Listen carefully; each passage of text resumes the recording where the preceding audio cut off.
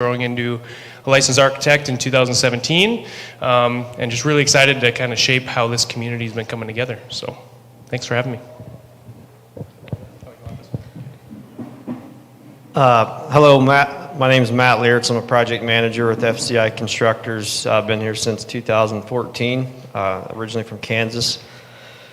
Our company, we're a construction management company, general contractor. We specialize in commercial and some light industrial construction. Been fortunate enough to had the opportunity to do some awesome projects in the area. The City of Williston Public Works, the Montrose Williams Electric new office complex, Williams County Highway building, and among others. And also in the surrounding communities, Tioga, Crosby, Watford City. So we're proud to have our name on a lot of really important facilities in the area. Done a lot here with Nick, and happy to be here today. So thank you. All right, well, thank you all. Well, as you can see, we have a great selection of panelists here that we represent the construction industry. So Sean came to me and said, Mark, we want to talk about construction trends in the Williston area. Well, what are construction trends in the Williston area? So we thought together if we would at least touch base on the current Williston area market, like what's going on with building permits, what's going on with commercial permits. And then we thought, well, what else can we do that would kind of touch base with everybody here, that someone could take something home with them and say, we learned a little bit today. It might be trends that we're seeing for residential construction. Like what are some of the hot topics in residential construction? Most of you, how many of you live in a home or own a home? Okay, so hopefully that would touch base with you. How many of you own a commercial business here in town? There's a few of you. Thank you for doing that, by the way, in Williston. We appreciate that. How many of you work in a commercial building? Oh, come on, there should be more hands than that. Either you're not telling me the truth, but we're hoping that this will affect everyone here. I see some construction companies. How many contractors do we have out there? Okay, so I see some hands going up. That's good. So we said let's try to touch on that. And then the last thing we want to do is maybe touch on lumber prices. That's something that affects everyone. All material prices. We're just going to give our opinions, but we'll hopefully give some of our insight on that. So then if there's any time left over, we'll get question and answer. We have a difficult task here to stay on task before lunch. We're all looking forward to the state of the city address by the mayor. So we'll try to keep working. Please stay focused on this. This should be fun, okay? So if we could go to objectives. So let's see the next slide if we could. So some of the trends we're seeing in the current Williston area market. I made that small on purpose so you couldn't read it. But on the left there is the permits for Williston area. And the biggest thing to take from that is that we have, what's it say, 130 some permits, 136 permits to date this year. But last year we were at 82. That means we're getting better than we were the year before. So keep in mind, 2020, which was a pandemic year, we actually exceeded 2019 as well. So for the last couple of years, we've been on an uphill swing, and we think that's great news. For commercial projects, I just listed a few of them over there. Some of you may or may not recognize some of those names, but what that tells me is a lot of them are the smaller businesses that have been here, that have been the vibrant backbone of the community forever. And we're seeing remodels, we're seeing new buildings, we're seeing additions, things like that. I think we currently have about 34 active commercial projects under permit right now. Residential, we're only up to about 10 or so, but we have 6 more that just came in last week. So we think residential's just starting, even though the lumber prices are a little crazy. The next thing I want to mention is that there's some statistics on home sales, and I just want to read this real briefly, a few of these things. So RE/MAX has been tracking for 10 years. They've been tracking the statistics of residential homes. So Mitzi put this together for me, and it's for single-family homes only. And she said, keep in mind that on an election year, it's always slow for sales of homes, but 47 homes sold in April of 2021. The median price is $327,000 here for those homes. Sellers are getting 98.34% of their asking price right now, so that's amazing. Days on market is 147. That's gone up from 85. And the reason it's gone up is because of appraisal times and all the times that it's taking to get these loans processed and the complexity of the loans. Conventional, still the number one financing. FHA is second. We are seeing ranch with basements as the number one seller right now. And we're seeing ranch without a basement, either a crawl space or a slab on grade. That's the next highest seller. 3-bedroom homes are the number one seller in the area. 4-bedroom homes are second. So I thought that was pretty interesting. Wanted to share that with you. Next slide, please. The other thing the city of Williston did was we started some housing incentives. We're not quite like McKenzie County, but we were jealous and we said we got to get out there like McKenzie County and see if we can get some of these people to build here in Williston. So we do offer free home permits for anyone that pulls a permit this year. So keep that in mind if you're interested in building. The second one was an affordable housing incentive program that we set up. So if you basically build a house for under the FHA limit, which is $356,362 for Williams County, and you can show that you're buying 25% of your materials and labor from local, the Williston area, we'll write you a check back for $5,000 if you can fill out the paperwork correctly. So that's a fun one. And then the last one is the property home tax exemption. And that tax exemption is through the state, but we actually adopted that here in the city, and everyone will get a free $150,000 tax waiver on the first $150,000 value of your house is tax exempt for a couple years. So with that, I'm going to start asking our panelists a few questions. So I'm going to start with Heather and ask her what she is seeing for home sales in the area, like price points, bedrooms, bathrooms, location, new, existing, just give us some feedback on what you're seeing as a realtor. Okay. There was about 240 homes that came on the market so far in 2021. About 140 have sold so far.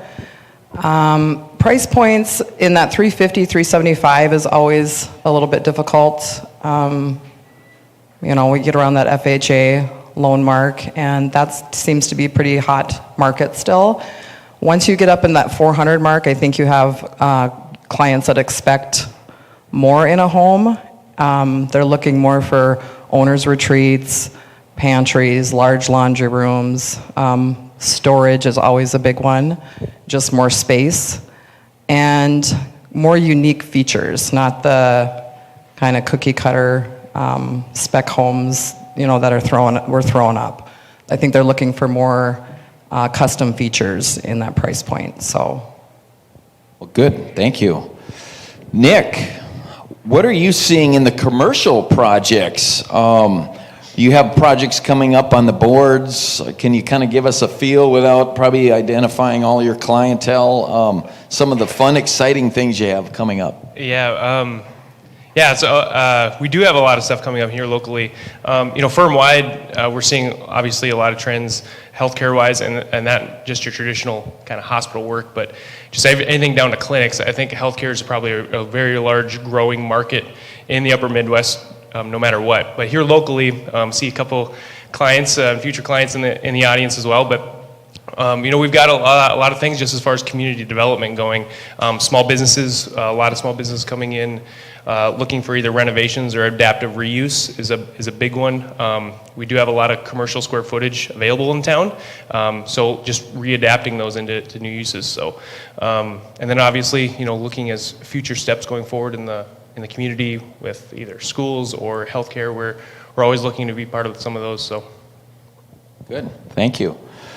Let's see here, we have Matt.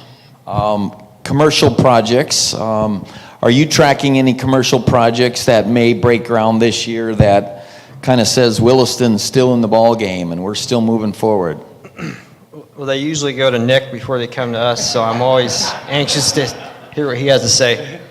But no, we do have a couple that we're planning on doing this summer or this year. We have been doing a lot of renovation projects, like you mentioned. You know, last year has been a very strange year for everyone, and in our industry, you know, when the pandemic kind of hit, you know, we can't just stop building, and so we kept building, and I think a lot of projects that were planned for kind of put the brakes on things, and so we kind of experienced that lag a little bit later than everyone else. But I do see things starting to be more active again. Unfortunately, everybody's trying to do, you know, at the same time, and the supply chain is having a hard time keeping up. But there's definitely a lot of opportunities out there that we see coming. You know, we're tracking a dozen or so projects in the, you know, I'd say 20, 30 million plus range potential in all different sectors that are coming to the area, hopefully within the next few years. And yeah, we're excited to be here. It's still a land of great opportunity, in my opinion. Well, great, thank you. So that should give everybody a little bit of hope out there, right? So Mike, let's touch a little base on the residential side. Are you looking at a busy spring for home starts? And what's your most popular style that you're seeing as well? We've had a tremendous growth spurt here in 21. That was something that we didn't forecast. We've got over 21 permits pulled now in between Williams Divide and McKenzie counties. And this is probably going to set a record year for us for the number of builds that we've got for the demand of housing right now. I think 20, everybody just kind of coasted through, didn't know what was going to happen. We're all here without a mask on. We know life is going on, and that's what's happening with everybody right now. Trend-wise, it depends on the demographic and the age group. The younger buyer, you know, they're looking for a lot of home for not a lot of money, and they're realizing that's not really feasible in this market. We specialize in homes that are more of that middle management on up. We do a lot of homes for local people that have been here their whole life, farmers, ranchers. You know, we'll talk about the lumber prices and the escalating prices on homes, but you know, the markets that Heather was speaking about in that 350 to 375 range. I'm on a housing board with Mark on trying to hit those price points, and it's a challenge, but I know it's doable with the right you know, development, the right markets, if material prices come down. But we're seeing a tremendous growth. We pretty much specialize in homes in that 4 and up, but I don't know where the people are coming from, but guys, it's terrific out there right now. It really is. So, thank you.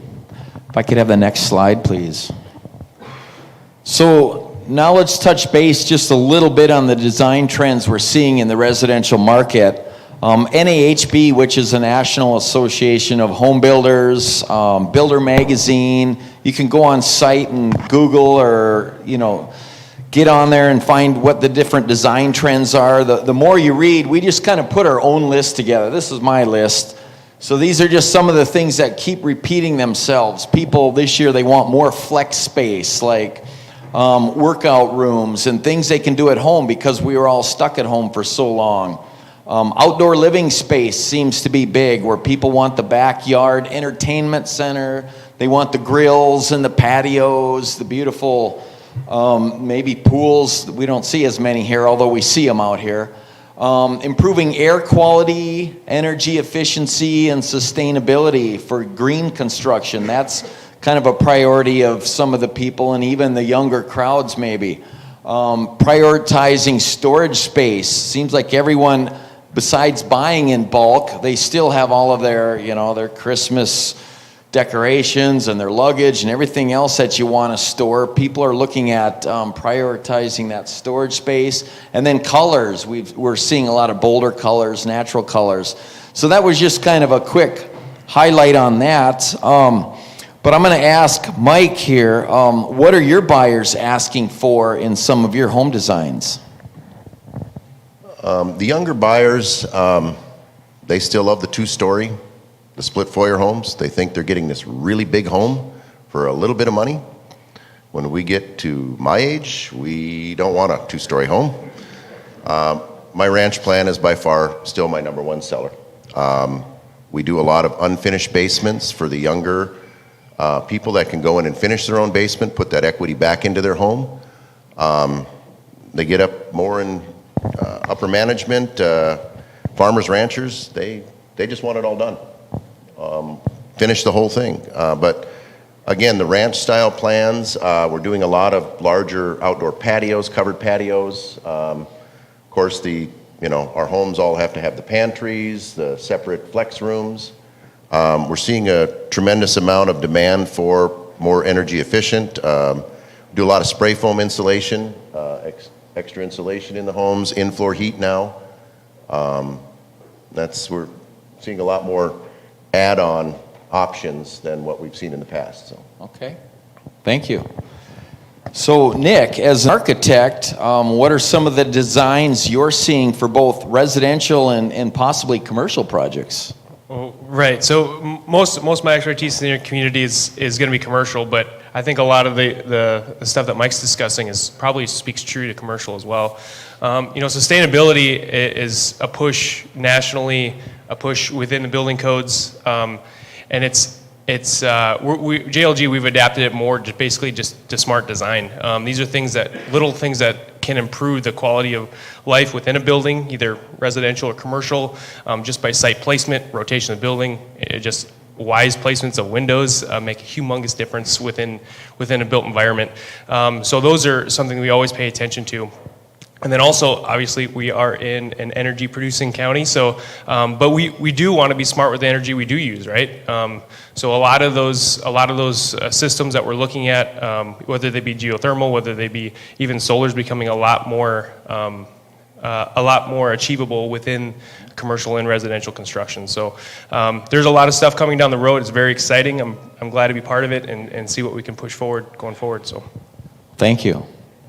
Okay, Heather, for both new and existing homes, what are some of the items that you see that help these homes sell? Well, again, I kind of touched a little bit on, people are looking at, they want larger laundry rooms. Owners' retreats are a big one. Walk-in showers, the big tubs. Pantries is another one. Garage space and the storage. And outdoor space too, I would say decks and patios. People want to spend more time outside. And as far as colors, if you kind of notice, like the tans and browns were the thing, and now it's grays and whites. That's kind of back in now. So, yeah, that's changed. Okay, very good. Matt, are you noticing anything in commercial designs? I guess it's not really necessarily new, but I'm going to echo what Nick said. The renewable materials, energy efficient building envelopes, mechanical and electrical systems, those continue to be a trend, especially in other locations. One thing that is not necessarily new either, but it was something I found, when I came to this area, was kind of unique. I hadn't seen it at such a level as the precast concrete industry. That has been very interesting to learn about over the years, and seems to be continue to be a pretty popular building material. And on top of that, we've seen some other companies kind of come into the market and probably help keep the prices reasonable and more competitive. And so I see that as continue to be a pretty viable option for building assemblies. Okay, thank you. Could I have the next slide, please? Okay, so let's move on to the last question. We could probably spend all day on this question alone, but it's trends that we're seeing in the current lumber prices, what to expect. I kind of like this picture down there because you all hear that we're running out of OSB, but if you look at the picture on the bottom, those are some local and regional pictures. If you go out and walk around and take a look, you'll see a lot of OSB out there. So now the questions are, well, our OSB prices, are we really running low, or do we have a lot of OSB and, we're breaking records on the wood lumber, or the markets now are setting highest records they've ever seen, or are we truly running low? So that's just something for consideration. But are there other alternative design ideas that we see? So the first question I'm going to ask is for Mike. As prices continue to climb, how much are you seeing on a new home? What's the cost that you're seeing today based on national statistics? Well, I generally start between 10 to 15 new speculation homes on lots that I own myself each year. An average 1,700 square foot ranch home, unfinished basement, 3-car garage. You're looking at, again, in that $25,000 to $35,000 price increase. It's not just the lumber, it's the metals right now. HVAC materials, plumbing supplies have gone up double digits. Pretty much every material used in a home has gone up at least double digits in the last year. Why? I couldn't tell you. I mean, they're blaming glue. They're blaming, I know housing nationwide is at an absolute record pace. They've never built this many homes at one time under construction in the U.S. I tell people, Texas right now, they generally build about 50,000 homes a year. That's a lot of homes. They've got over 250,000 under construction right now. That's where the supply and demand. It's like gas or grain. It's a commodity. Doesn't matter what they put it at. Every stick, every piece of lumber is going to sell at whatever price they put it at. It's the end user that is affected, but their philosophy is, well, interest rates are so low, your payments are actually lower, spending $30,000 to $50,000 more for a house. I've lost a few customers that are hoping to come back, or they put their builds on hold, thinking that lumber prices are going to come down. I honestly don't see them coming down for a couple years until interest rates hit 4.5%, and the demand nationwide goes down. They stop building homes nationwide. We're just a little island up here, but what's happening, I think Bismarck's going to have over 1,000 homes this year, Fargo close to 1,500. They just haven't built this many homes ever in the whole nation. So it's a good year to get our 300, maybe, right? It's good here. Okay, so build, baby, build, right? Okay, Matt, what are you seeing in commercial prices, like increased percentages or maybe even different materials? So normally we expect to see 3 to 5% inflation every year in a normal situation. I think right now, from last year, we're probably in the 12 to 15% increase range. A lot of that, I think, the majority of it, I'll say, is got to do with the material shortages. It's not just lumber. Steel is a huge challenge right now. I think we're looking at maybe 30 to 40% increase on that material, I guess, depending on when you want to compare it to. But the other challenge with that right now is just the supplier's ability to actually provide the product when you need it. For example, steel bar joists, which is pretty much your roof structure for the majority of your commercial building. They're telling us if you order it right now, they'll have it by Christmas, and it's really hard to plan a project around that. So we've had to really kind of roll up our sleeves and get strategic on how we schedule these projects and just making sure that we're managing expectations budget-wise, and it's been a very much a moving target, to say the least.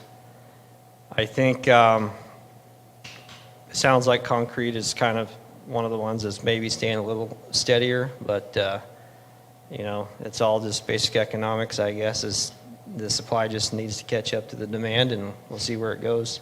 Okay, thank you.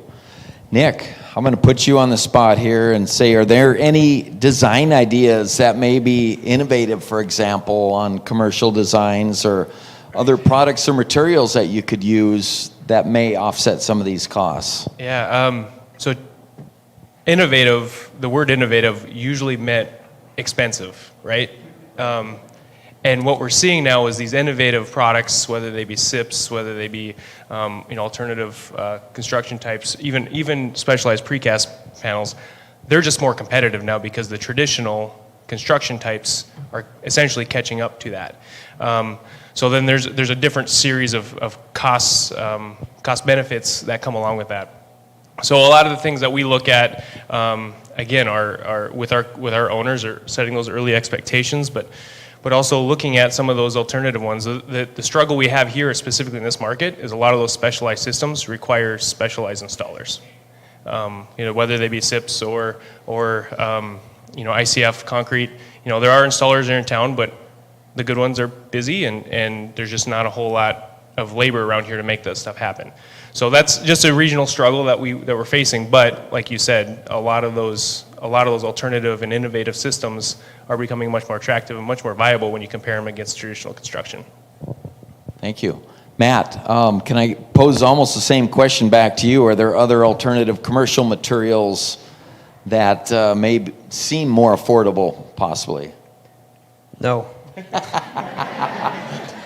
No, honestly, there's alternatives that are not, as crazy as the pricing is going, but there's always, not everything is gonna, one thing is not necessarily gonna catch up to the other. So even though lumber might be double, it's still probably one of the more affordable options. And I guess to come up with a new innovative idea, I don't know, that's where you come in, Nick, but it is a challenge for sure. And I think I'll go back to the precast, and I'm not, promoting precast necessarily, but if you got a material that's maybe not going up quite as dramatically as the other, and you were kind of on the fence, well, what should I do?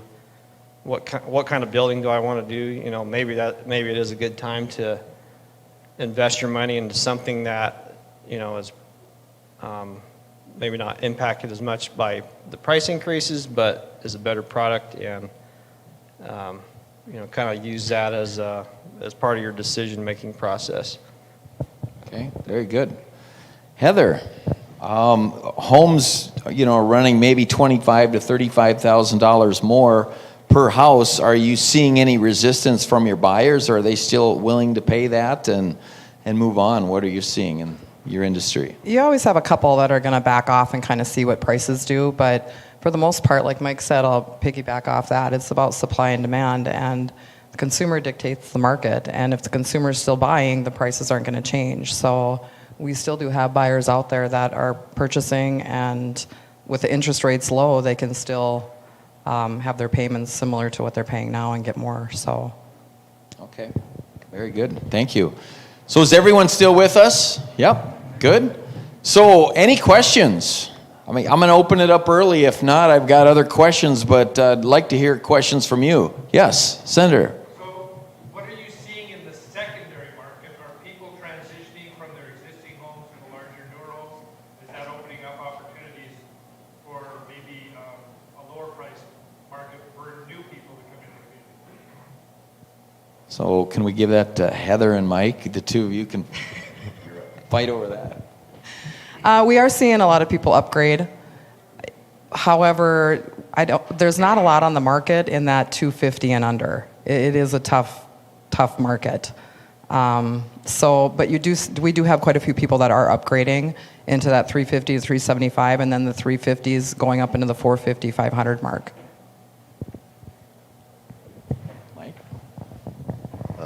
I'm seeing some of the same things. Some of the people I've built homes for 3 to 5 years ago now are selling that home and upgrading into newer homes. One of the things to keep in mind that, while we were discussing this on alternative things to use, the average price of the house has gone up, and that sounds like a lot of money, but it's right in line with what the existing market is going up also. It's growing in that same trends is, if it's going up 8 to 10%, that's where the new construction, they seem to have figured that out, that they can keep raising their material prices to stay right in line with the rest. So, but yeah, we are seeing, as far as the new people coming in though, I don't know, it's going to be a tough thing, because when I started, when we were a young family, I couldn't get into a $400,000 home.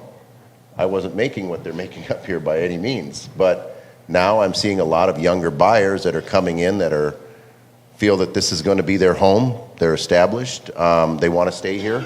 They are investing back into nicer homes into the community. Thank you. Any other questions out there?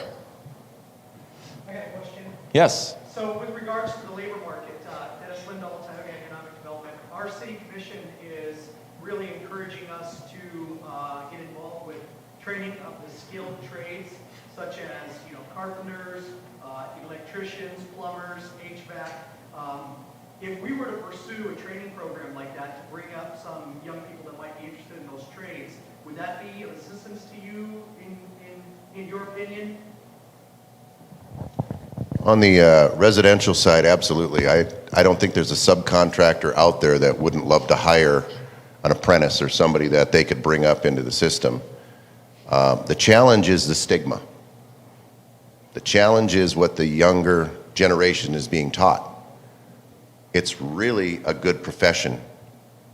They're just not being taught that. I know Wapaton down there are struggling, great trade schools. They just can't get students to come to them. I want to echo that a little bit. Absolutely. I mean, the skilled labor market is an aging population, and they're leaving faster than they're being replaced by the younger generation. And there needs to be a pretty major culture shift almost to replace that, or it is going to continue to drive construction costs across the board. Okay. Any other questions? It's got to be one more out there.